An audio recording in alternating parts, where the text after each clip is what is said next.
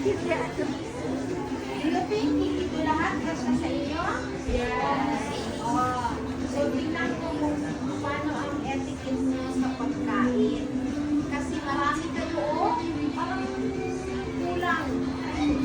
Pero magkasya talaga yan. Oh, what is that? For me? Oh, thank you. Sayang.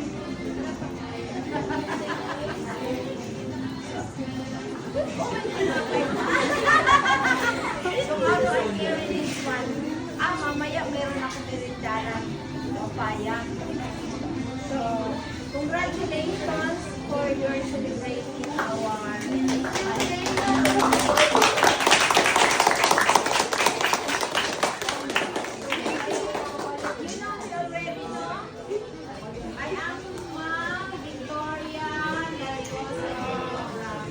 your assistant principal ng senior high school.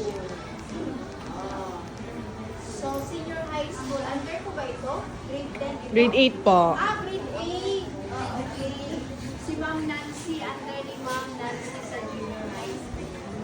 Okay, sa grade 8, mga 13 years old. Po, 13. Mas maraming 13. 13 to going to 14, you can do that na. So, take care ha, kasi marami karon ang diseases ng foot and mouth disease. So, you should be hygienic. Rosal, paki-explain kayo paano kayo kakain mamaya. So, syempre you use gloves.